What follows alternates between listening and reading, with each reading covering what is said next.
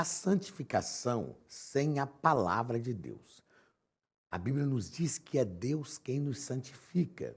E Ele nos santifica principalmente e essencialmente através da palavra. Ou amamos a palavra, buscamos a palavra, vivemos a palavra, desejamos a palavra de Deus para a nossa santificação, ou realmente não alcançaremos a santificação que precisamos. Veja que eu não estou dizendo que é a santificação que a Bíblia ordena, eu estou dizendo a santificação que precisamos. Porque, embora a santificação seja uma ordenação bíblica, nós também precisamos dela.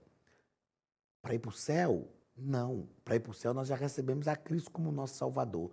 Nós precisamos da santificação para manter a nossa vida cristã e, sobretudo, para nos tornarmos também pessoas melhores.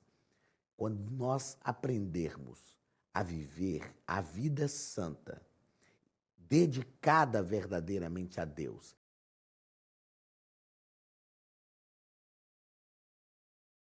nós vamos querer viver longe de Deus e longe da santificação que a palavra de Deus proporciona. Que essa seja uma verdade na tua vida, em nome de Jesus. Queridos, muito bem-vindos mais uma vez à nossa Academia de Pregadores. Estamos no primeiro trimestre da nossa Escola Bíblica Dominical, Currículo dos Jovens, primeiro trimestre de 2023, e na aula de hoje estudaremos a lição de número 4, 22 de janeiro de 2023. O título da nossa lição é A Santificação e a Palavra de Deus.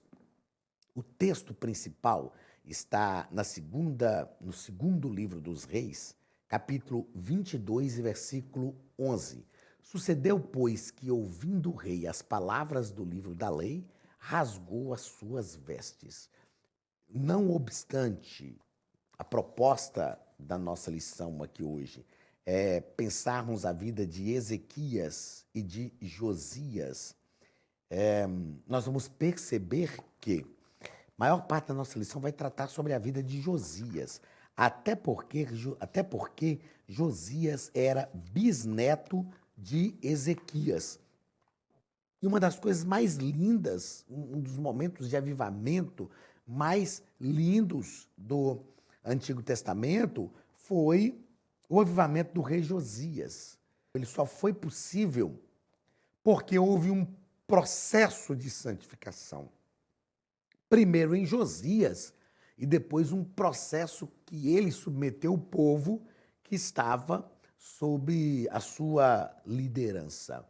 Eu aprendo com o rei Josias e com outros reis de Israel que também promoveram, como Ezequias, que promoveu este renovo, né, esta busca da santificação. Eu aprendo que não basta só o povo ser santificado, nós, líderes, precisamos também ser santos. E nós precisamos ser santificados primeiro e depois promovemos a santificação no povo. Então, o livro da lei, esse aqui é lindo. A palavra de Deus estava perdida dentro do templo, gente. A Bíblia estava escondida no meio dos escombros do templo, perdida. Ele foi encontrado, leram o livro diante do rei, né? O rei Josias ouviu essas palavras, rasgou as suas vestes, se arrependeu e realmente mudou a história do seu povo. Resumo da lição: todo avivamento verdadeiro é precedido pelo ensino e o cumprimento da palavra de Deus. Não é por força ou movimentos humanos. O avivamento é promovido pela palavra, não é? A palavra gera. Eu tenho dito, como pregador e ensinador da palavra de Deus, que infelizmente muita gente hoje está tentando inventar. Gente, se eu não acreditar que a palavra de Deus muda as coisas, que a palavra de Deus transforma pessoas, que a palavra de Deus faz, eu posso, como a gente diz em Minas Gerais, largar de mão. Eu posso deixar tudo para lá. Eu preciso acreditar que a palavra de Deus gera tudo aquilo que é preciso. A palavra de Deus gerou desde Gênesis. Desde o princípio, Deus fez todas as coisas pela sua palavra. E a palavra de Deus continua tendo poder para gerar. Texto bíblico da nossa lição está em 2 Reis, capítulo 22, versículos 3 a 8 e versículo 11, que nos diz o seguinte: Sucedeu, pois, que no ano 18º do rei Josias, o rei mandou o escrivão Safã, filho de Azalias, filho de Mesulão, à casa do Senhor, dizendo: Sobe a Ilquias, o sumo sacerdote, para que tome o dinheiro que trouxe à casa do Senhor, o qual os guardas do umbral da porta ajuntaram do povo, e que deem na mão dos que têm o cargo da obra e estão encarregados da casa do Senhor, para que o deem àqueles que fazem a obra que há na casa do Senhor, para repararem as fendas da casa, aos carpinteiros e aos edificadores e aos pedreiros, e para comprar madeira e pedras lavradas, para repararem a casa.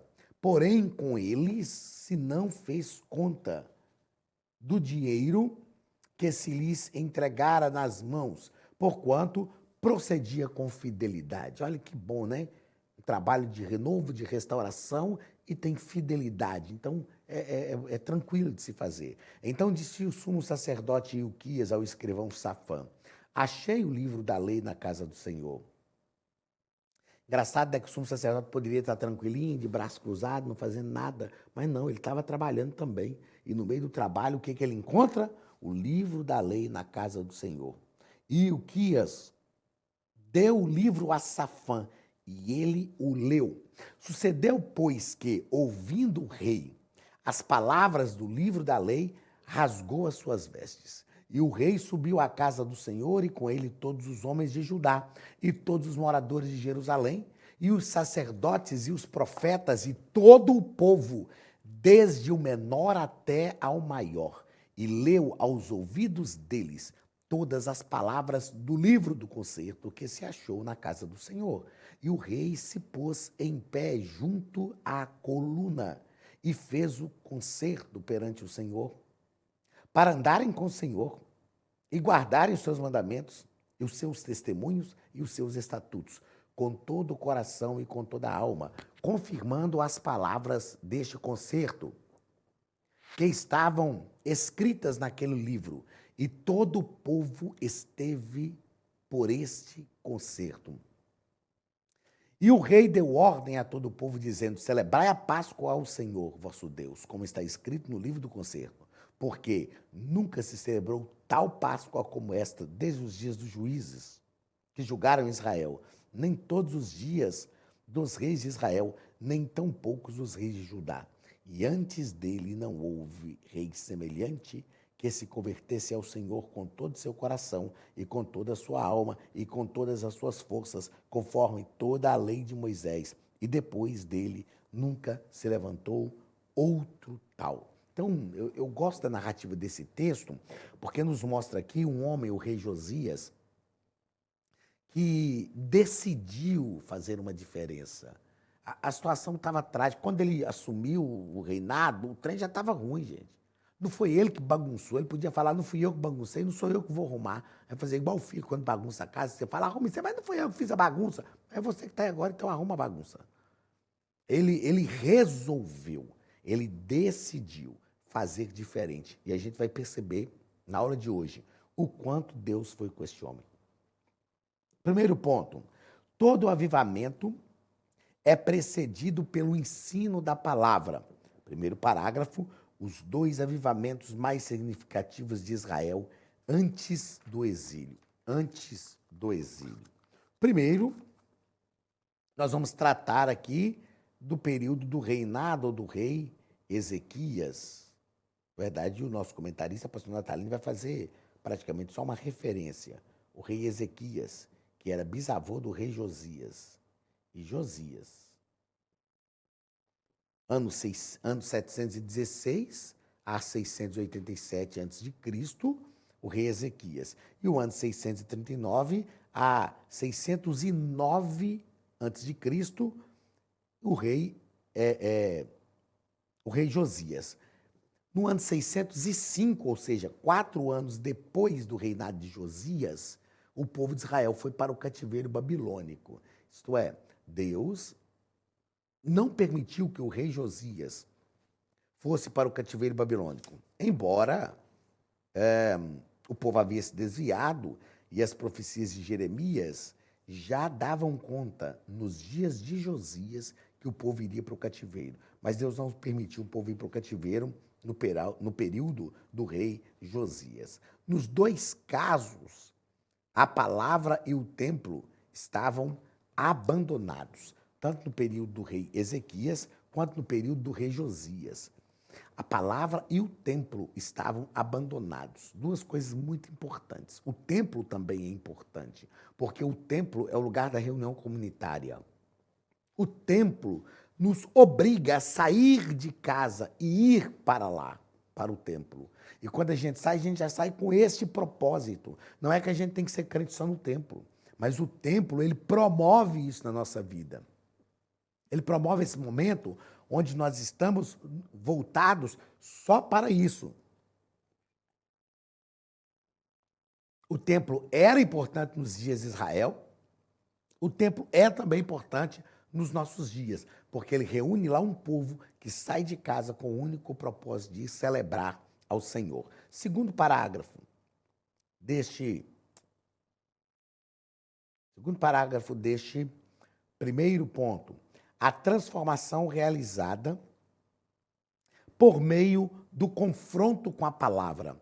A palavra de Deus nos confronta. Gente, não tem ninguém que diante da palavra de Deus permaneça do mesmo jeito. Não tem ninguém que não é confrontado pela palavra de Deus. Todos nós. Pastor, mas a palavra de Deus te confronta? Claro, sempre. Sempre. Agora mesmo está me confrontando. Eu estudei a lição para ministrar e primeiro a palavra falou ao meu coração. Sempre. Somos seres humanos e precisamos desse confronto da palavra. A leitura das Escrituras passa a ser um marco na vida de Josias, que percebeu o quanto ele e o povo estavam distantes da vontade de Deus. O rei passa a ser outra pessoa a partir do confronto com a palavra. Por que ele passa a ser outra pessoa? Porque a palavra de Deus traz luz a todas as coisas. Quando a palavra de Deus me confronta, ela diz primeiro quem eu sou, quem eu realmente estou sendo agora. E ela me diz quem eu devo ser. Se eu não estou sendo aquilo que eu devo ser, ela me indica o caminho que eu devo passar para ser aquilo que eu deveria, ou que eu devo ser dentro de um propósito divino. Então, sempre a palavra. Não podemos fugir disso.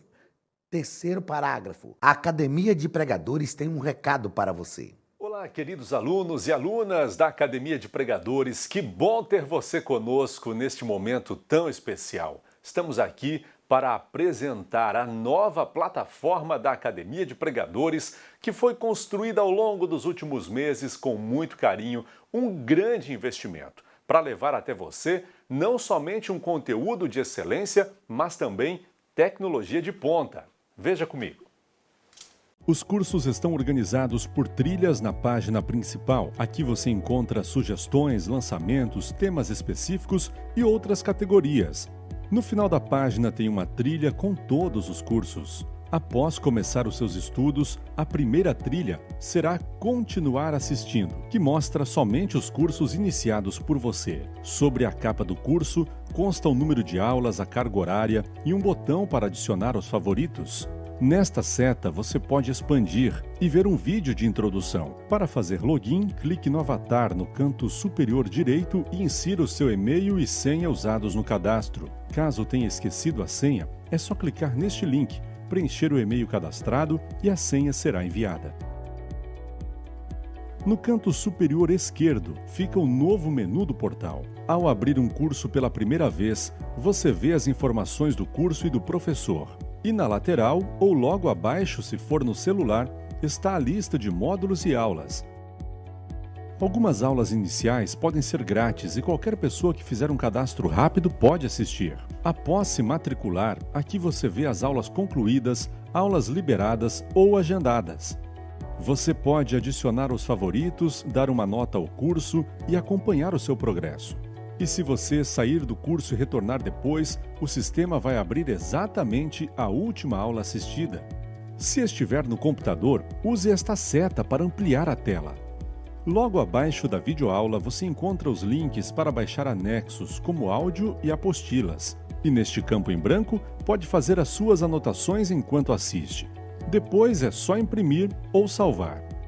Quando terminar o curso, clique no botão Emitir meu certificado e ele será gerado automaticamente no mesmo instante e sem custo. Clicando no avatar, você tem acesso ao seu perfil e histórico de pagamento. Em Meus Cartões, pode adicionar um novo cartão de crédito para fazer o pagamento do seu plano. Se você já era nosso aluno e seu cartão não aparece aqui, adicione um cartão na nova plataforma. Então aproveite as novidades e clique em Assine Agora. Escolha um dos planos, venha para a Academia de Pregadores, a maior escola bíblica online do Brasil.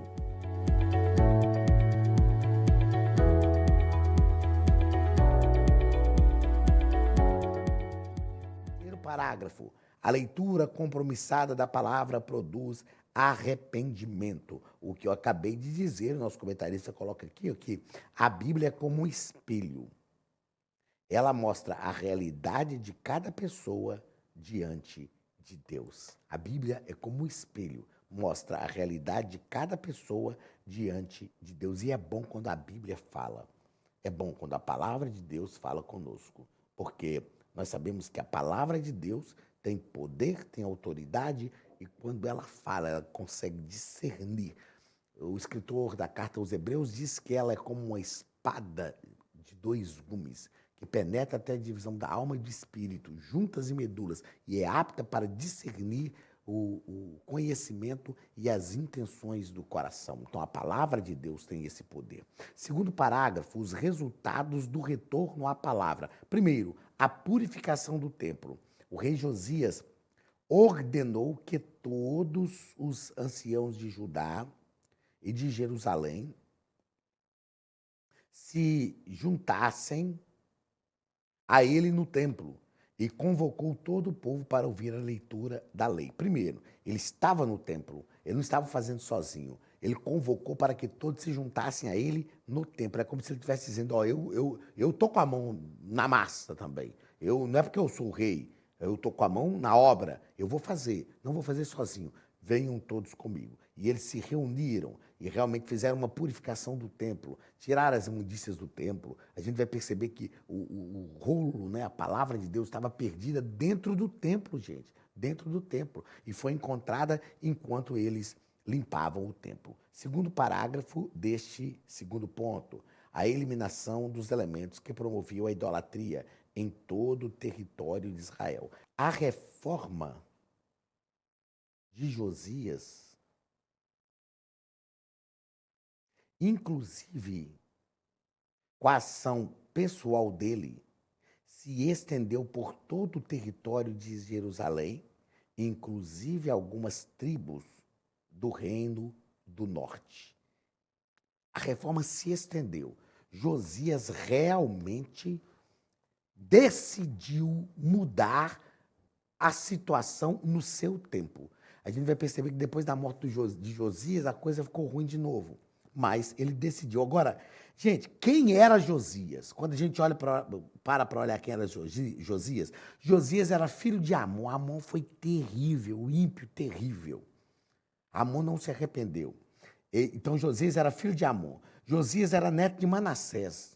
Gente, Manassés ofereceu seus filhos a Moloque. Ele queimou seus filhos a deuses pagãos. Se arrependeu depois e Deus o perdoou, mas filho de Manassés. E era bisneto de Ezequias. Ezequias também cometeu falhas diante de Deus. E pegou o reino bagunçado, mas bagunçado, um trem de doido. A gente diria, não, Josias vai ser só mais um. Essa geração é toda assim, né? Essa família aí, ó, vai ser igual ao pai dele. Mas Josias assumiu o trono jovem e ele resolveu fazer diferente. Fazer certo é uma decisão. Nós decidimos fazer certo.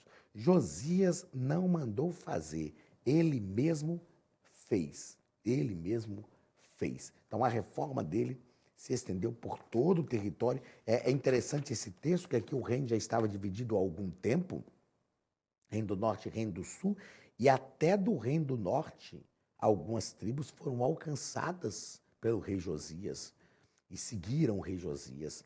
Terceiro parágrafo do segundo ponto, o restabelecimento do culto a Deus. Josias restituiu o ofício dos sacerdotes, dos levitas, dos cantores, dos guardas e do templo, conforme previsto na lei, no livro da lei encontrado.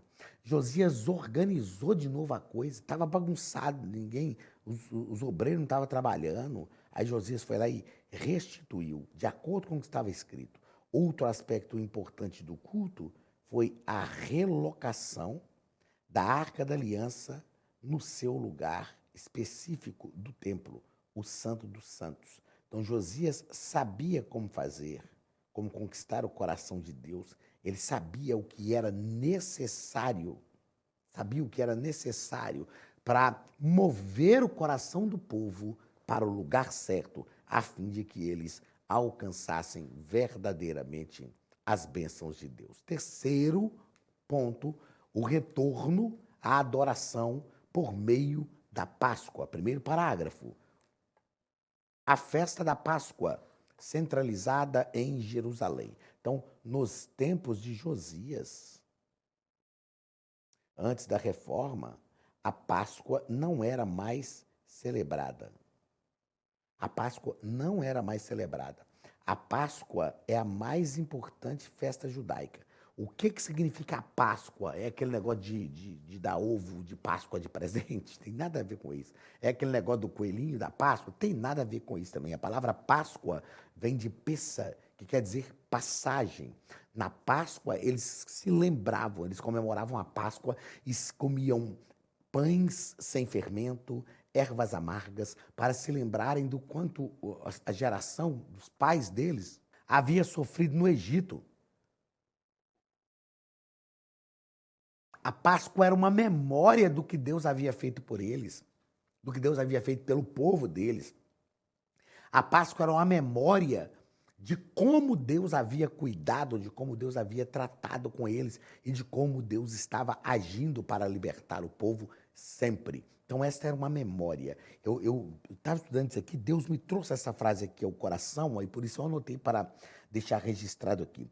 Quando as memórias do que Deus fez são esquecidas, estamos a um passo da destruição. O que aconteceu foi que o povo de Israel não celebrava a Páscoa, então as memórias do que Deus fez estavam esquecidas. Eles estavam a um passo da destruição. Nunca houve uma celebração de Páscoa tão maravilhosa como aquela. O povo celebrou a Páscoa, o povo se arrependeu, o povo se voltou para o Senhor e foi algo lindo o que aconteceu. Segundo parágrafo do terceiro ponto, a maior Páscoa de todos os tempos. A maior Páscoa de todos os tempos. O nosso comentarista nos coloca aqui, que mudanças significativas foram realizadas. Mudanças significativas foram realizadas com o intuito de retornar a fé e a adoração ao Senhor.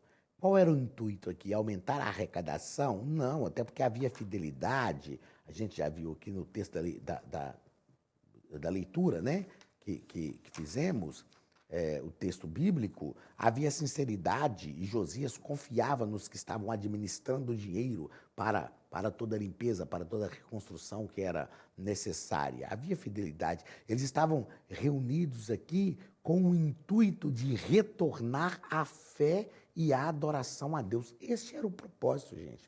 Tudo que nós fazemos tem que ser feito com este propósito, retornar à fé e à adoração. Terceiro parágrafo do terceiro ponto, Paulo usa a figura da Páscoa para exortar a pureza cristã.